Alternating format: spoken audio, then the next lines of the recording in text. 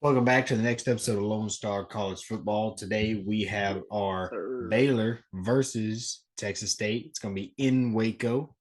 The number 17 ranked Baylor Bears taking on the Texas State Bobcats. I Yo, think the Bobcats.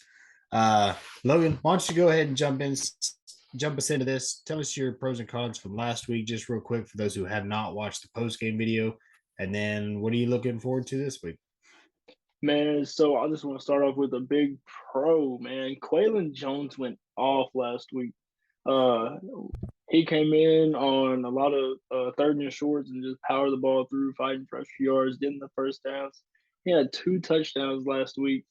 Um, dude's a dog. I saw something that we're gonna be. Monterey Baldwin might be questionable. I haven't seen an update about that. I don't really know what happened necessarily. I think that might have just been a part of the game that I missed. But cons from last week. We are young, and last week showed hard. But again, that is going into Provo with one of the toughest home atmospheres in the nation. Um, we we did exactly what I said we shouldn't do, and that's go in there and get scared by the big lights and all the fans and everything. And Dave Aranda's presser earlier this week, he was talking about how in that first total, all you saw was a bunch of big eyes from all the young guys. Just everybody's like, "Oh my goodness, what have we gotten ourselves into?" But I, good thing is, what I'm looking forward to for the whole season is that we're not going to see crowds like that on a week in, week out basis. Like, man, I just wish that Waco could get how Provo is. Those fans Yeah. are stupid crazy, dude. I Man, can tell you if Texas runs the table and y'all come to Waco, y'all might have we an stay in atmosphere Waco. like that. No, I mean if y'all come to Austin, I knew what you meant. uh, if Texas is running the table, our atmosphere can be pretty game changing. Oh yeah, for Uh, sure. We saw that against Bama. But I oh yeah, do want to say I'm looking forward to the passing game this week. I'm not worried about it at all. I'm excited to see it get back into the swing of things after being pretty much shut completely down against BYU. Um, yeah, I'm looking forward to that for sure. I I missed it.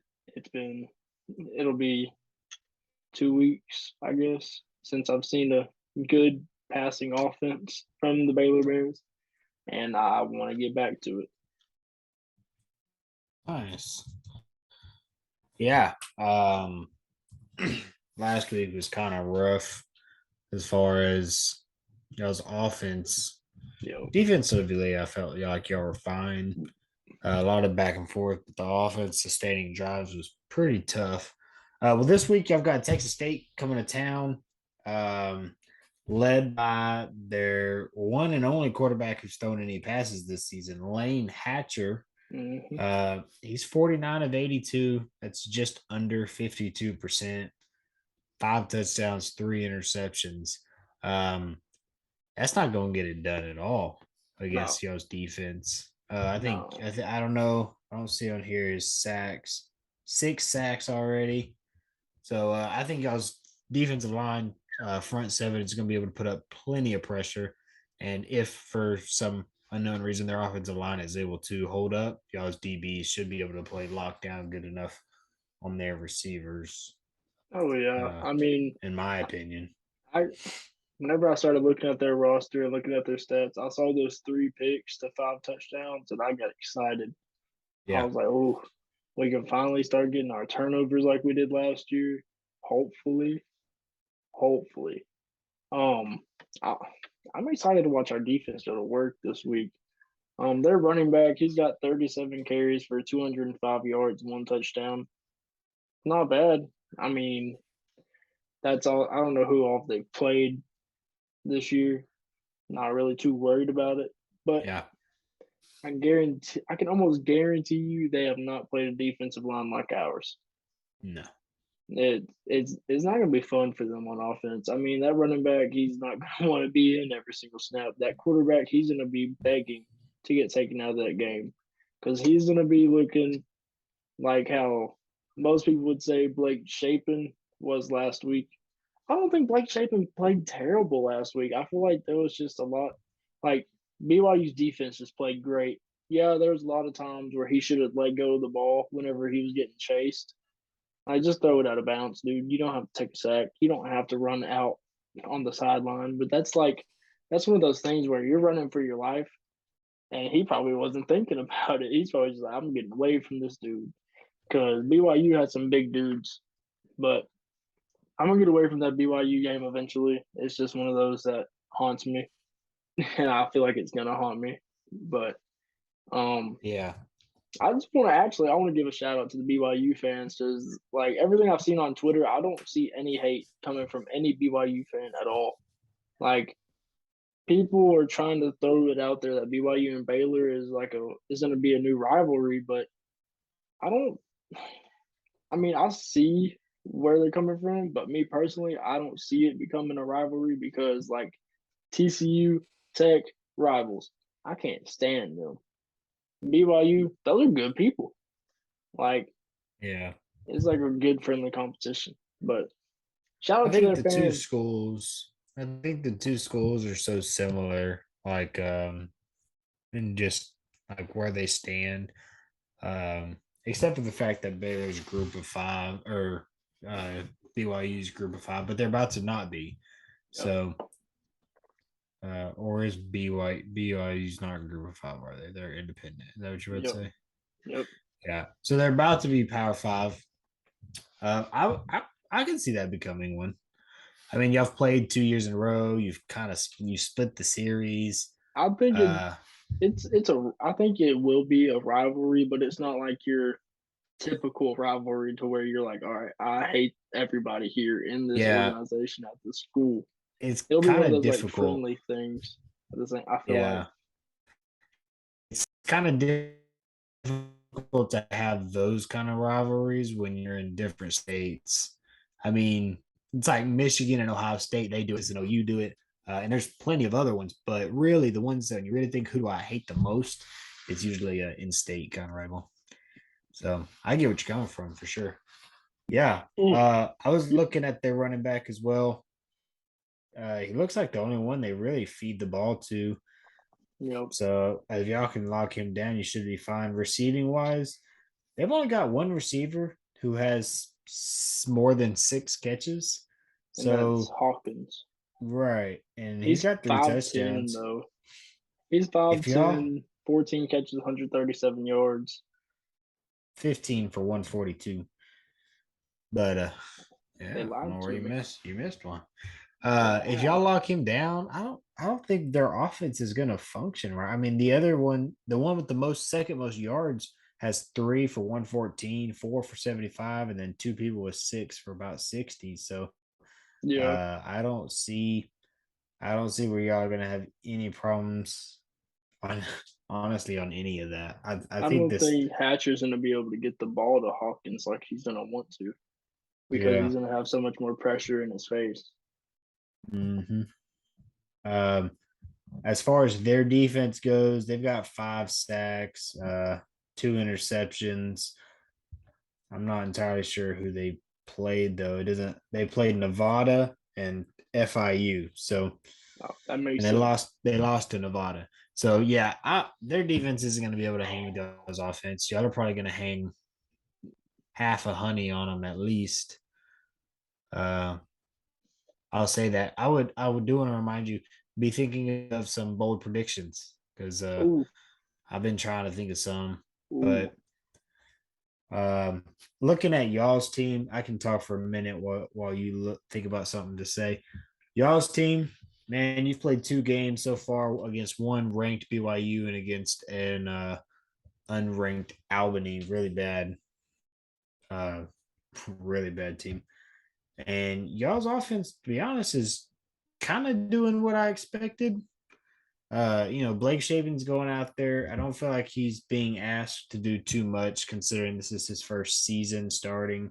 Yeah. Um, he's been able to really just go out. He's 35 of 48 for 350. So he's just over 10, averaging 10 yards of completion, almost a 73% completion percentage, 3 touchdowns, no picks.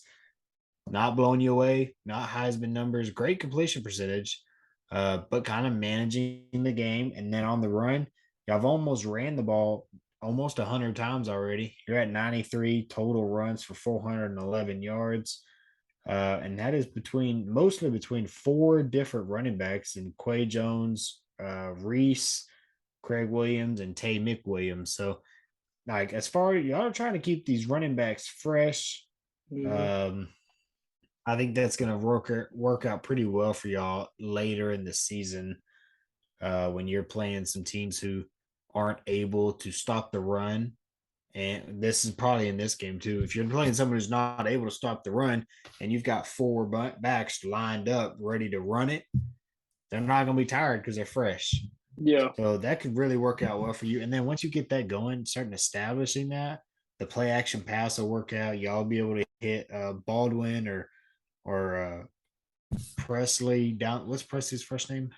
How? HAL. Who am I thinking of?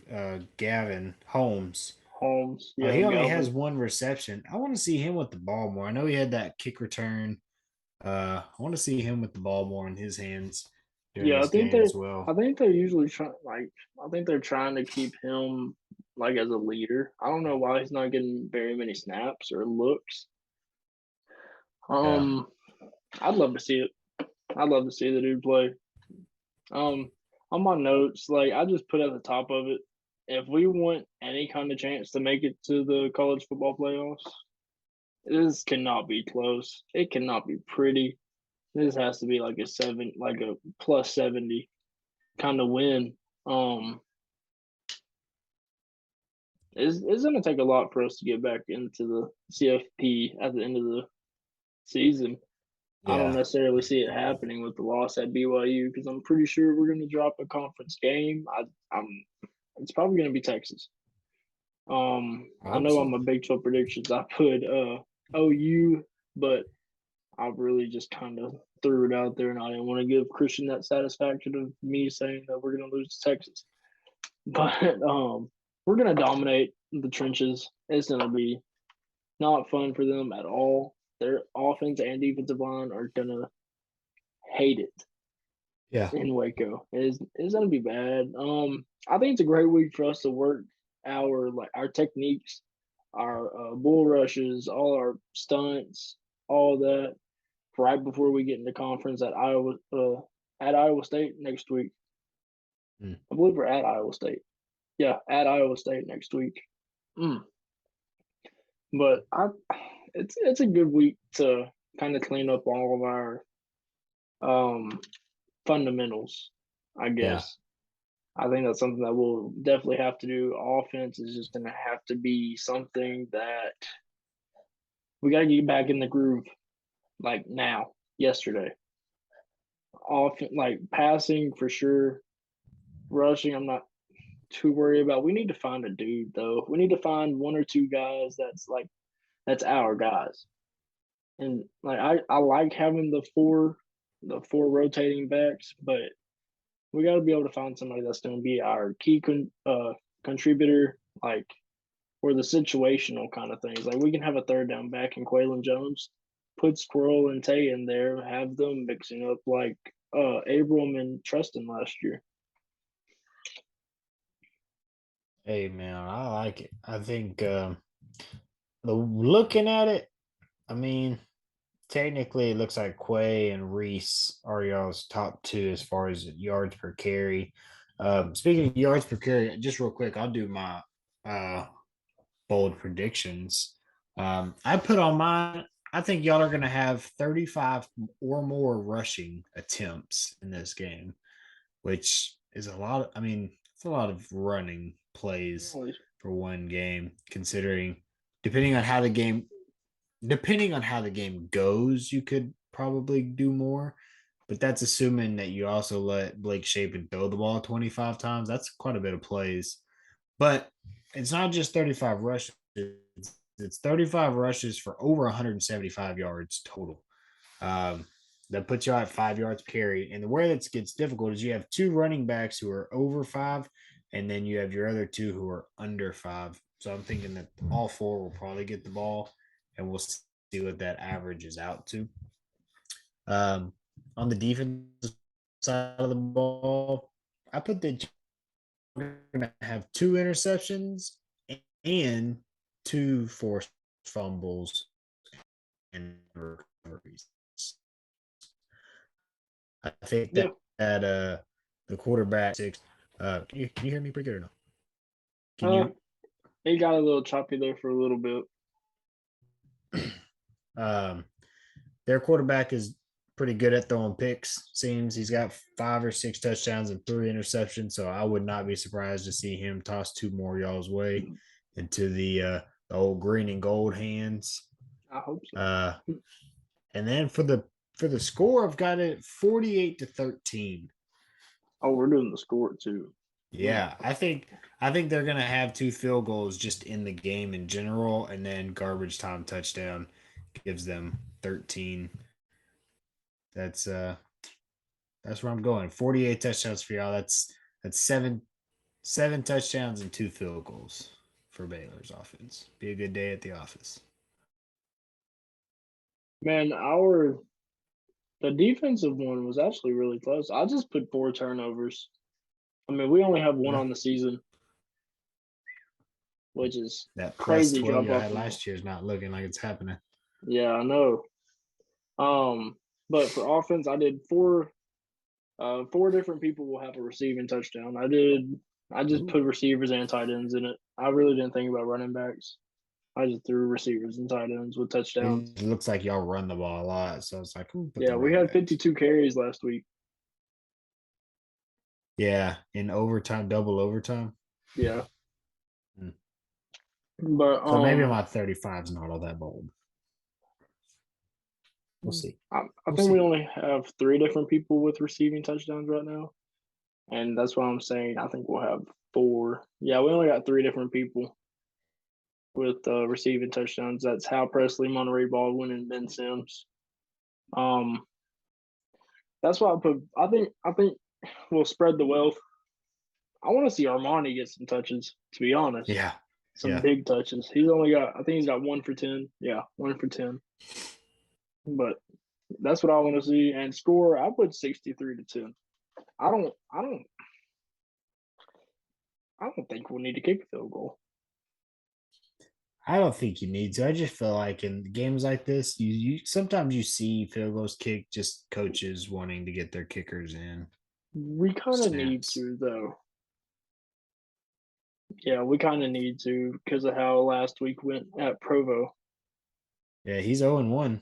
He's missed an extra point. Both of your kickers have missed an extra point, and one of them has missed their only field goal attempt.